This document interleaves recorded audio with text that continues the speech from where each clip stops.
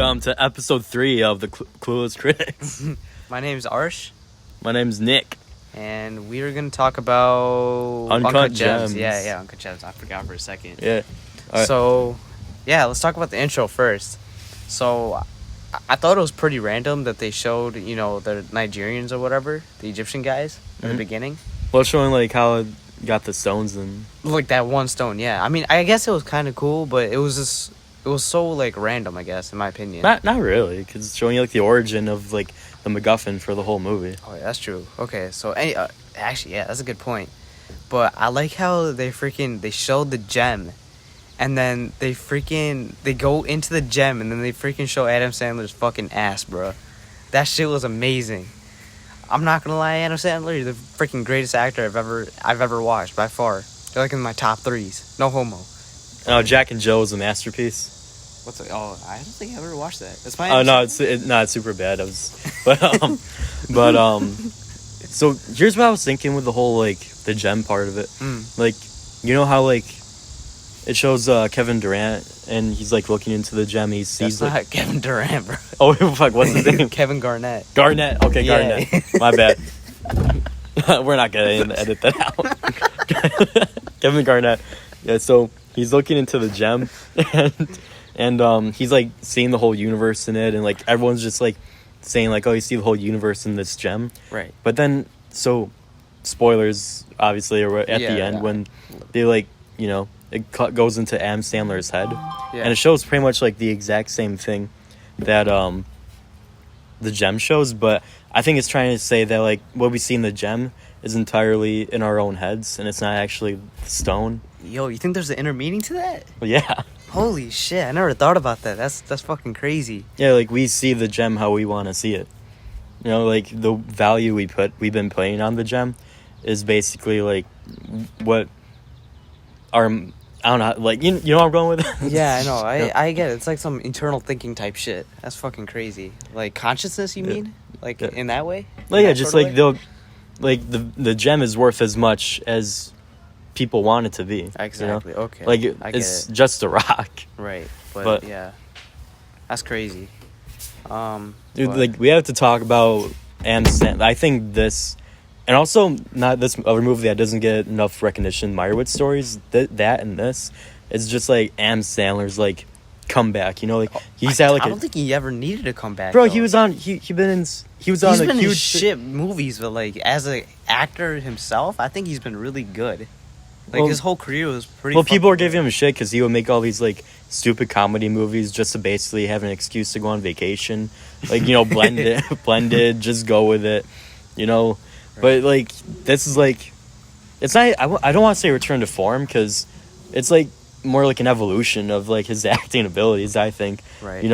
Happy Gilmore and Wedding Singer, like all that's classic, but this is just like, it's not even like goofball Adam Sandler. This is just like comedy. Yeah, like, when the whole movie, I wasn't watching Adam Sandler. I was watching like the character. Right, exactly. I think Howie. Yeah, I think he acted really well in this movie. He showed that he was like a mob like type player, I guess, or like he showed like he had a gambling addiction too, which is crazy. But I just don't have anything negative to say about his acting at all. It was phenomenal. This whole movie, just it takes the tension in all the situations. It just like cranks it to 11. Exactly. And it doesn't let you go like through the whole. It didn't relieve any tension until the movie finally ended. Exactly, I know. And even then, the freaking ending was so sad. Dude, I don't know why they killed Adam Sandler though. Yeah, so. Honestly, I think it kind of shows like the character's ego because how so basically he's he sells I would understand if he died if he lost a bet, but he didn't. Like no, because it was about like ego. Like so basically like how like so basically Adam Sandler's character Howie, he like sold the stone to Kevin Garnett for how much? Shit, 160.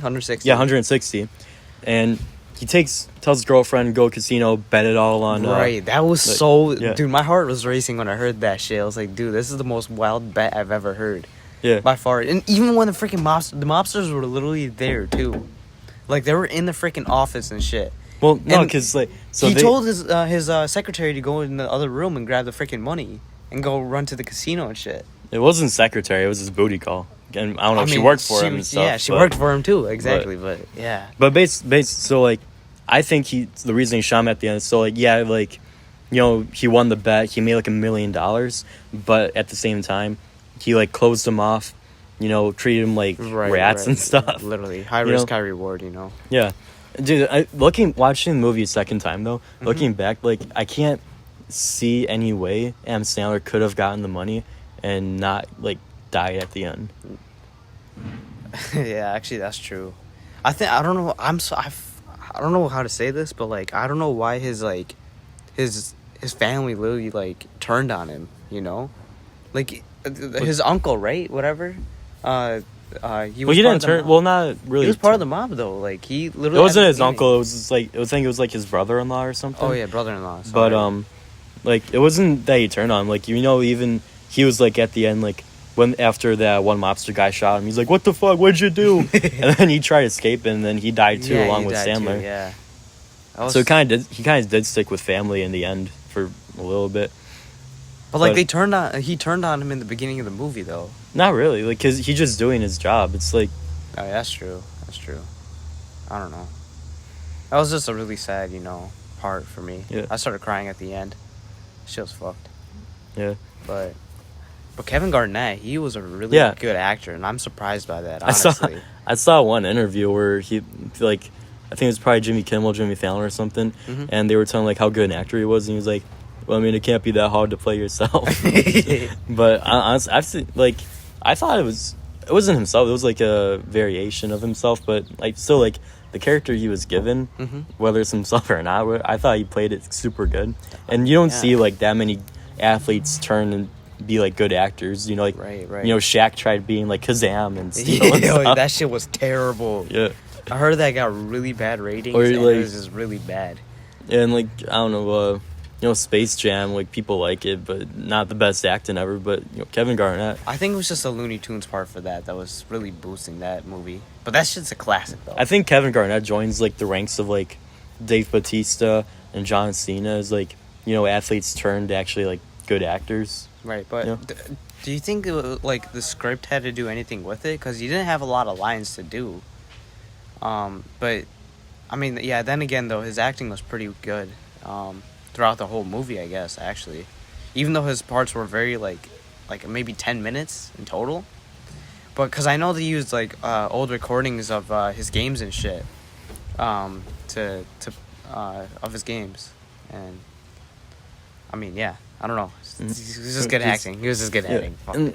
Yeah, back to Sandler, though, like, I kind of liked how, like, for whatever reason, he kept doing all these, like, sleazy things, like, you know, selling his, employees watches on the side without telling them, or, you know, taking Kevin Garnett's championship ring, pawning it. And oh my god, yeah, he's a hustler for that, honestly. Dude, he kept doing all this, like, shady, you know, and even, like, almost unredeemable shit. Right. But you still kept rooting for him, which is, like, right. I think that's super hard to pull off, making character do, like, all this unlikable shit. But, I don't know. Like, that one scene where, like, you know, he's just crying and his girlfriend's coming and, like, comforting him and shit. Like, after all that built up to that moment, I actually felt it. Yeah, I know, I felt that too. That was a really good scene. I like how he had like two families and shit, and like he could actually legit balance them.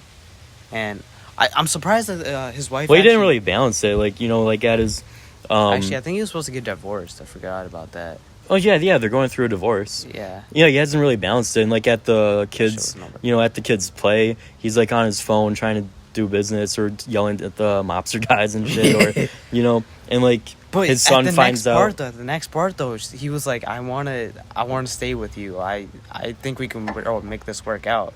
And then she's like, yeah, but I can't stand the fucking sight of you. Exactly. That shit was hilarious. I'm not gonna lie. I felt bad for him, though, at that part, too. Mm-hmm. You know that girl that was, like, his side piece and shit? Yeah. This was, like, her first movie ever. Really? Yeah. She did pretty fucking good. I'm not she was, lie. like, insanely good. yeah, I guess that was a big role too. Like I'm shocked she pulled it off with no hesitation. That was really good. Mm-hmm. And I liked how the movie was set in 2012, and it's like, Yeah, like they made it like tongue in cheek, like they will make jokes that's like, oh, like how the Weeknd's in this movie, Yeah. and they're getting ready to go like a Weeknd concert, and Adam Sandler's like, who the hell is this Weeknd guy? I know. And she's like, oh, it's this little small town rapper. He's gonna blow up one day, and or like. And honestly, yeah, that's what I think. That's when he started his career too. Like when it like started popping off and stuff. And I think this movie just boosted it too. His like morale and stuff, and his music copies, I guess too. Fuck it, I don't know, but I don't know. Everyone likes The Weeknd, you know. I support it. But what about you? Yeah. Yeah, he's alright. But honestly, like the biggest, like I think this movie was one of like the biggest Oscar snubs of all time. Wait, they didn't win an Oscar at all? It didn't get nominated or anything. Oh, that's fucking frustrating. This was an A1 movie. I heard a thing where it was like, oh, they didn't do it because Adam Sandler doesn't fit the Oscars brand or something like that. What the fuck? Yeah, I think Adam Sandler actually tweeted out like, if my movie doesn't get nominated, I'm gonna purposely make the worst movie of all time, or something like that. Oh my god, I feel bad for him in all levels, but yeah, that's crazy. What was I gonna say? Oh, you know. Hold on. So let's bring it back to The Weeknd a little bit. So I liked one part where like his side chick like actually like freaking hooked up with The Weeknd, Mm-hmm. and then he realized about it. I don't know how. I forgot. I think it was that guy, the African American dude that brought it up. Oh, like the guy who was like he was holding the watches for. Yeah, that guy. I just like how they had like the little side piece going on, like a side story or some shit like that, and that I think that kind of showed like that that's why he wanted to go back with his wife and shit too, that because of that one event. It was like it showed that she wasn't like Ho ain't loyal. Yeah, literally Ho ain't loyal. That's straight up. But the fact that she got a tattoo of Howie on her leg, they showed that right before the freaking whole like money thing. Like I got like mixed feelings for that too. Like she was a little crazy, a little obsessed. Exactly. Yeah, literally. And I love how he was crying. He was like looking at like, oh my god, I'm not worthy of this. It took them, the Safdie brothers, the ones who actually directed this movie. It took them like forever to actually. They wrote the script years ago, and Adam Sandler's manager kept on turning it down. Oh really? And, yeah, honestly, he's probably got the worst manager or talent agent or whatever you call it in Hollywood. Because, he was going to be the Jew killer or something in Inglourious Bastards, Eli Roth role, in a Tarantino movie. Mm-hmm. And he turned it down for Sandler. And then Marvel wanted Adam Sandler to be the voice of Rocky Raccoon. And I forgot about that. Yeah. And his agent turned that down for him. And he turned down this movie, I'm pretty sure, I think it was like 2 or 3 times before Sandler actually got to read the script and said yes to it. But oh yeah, I would have fired that bastard in a heartbeat, bro. He could have been legendary if he was in that Marvel movie. Maybe there was like some money dispute or some shit. There has to be a money dispute. But yeah, it probably was like what? How much did the Rocky guy get? But I don't know. Shit. I don't know, but I don't know. I just know like this movie was like really good, and I think it's about time we like start rating it. Oh right? Yeah. All right, you go first. What would you? Ladies first. All right. I would give it a solid, like a 9 out of 10. It was great execution, great acting, great plot, and I just liked everyone that acted in it as a whole. And yeah, Yeah, I give it a solid 9 out of 10 too. And I honestly want to go and watch all the other Safdie brothers movies, like there's one with Robert Pattinson, and I don't know, but it just made me like really invested in their career, and I'm gonna definitely watch all their old stuff and keep an eye out for what they got coming in the future. Hey, all right. This has been what we call ourselves, Clueless Critics. What the fuck, dude? You got dementia, dude. And thanks for tuning in. Sub if you want. I don't care. Bro, I thought this shit was corny, bro. I thought this shit was corny. What the fuck is wrong with you? Shut the fuck up. See ya.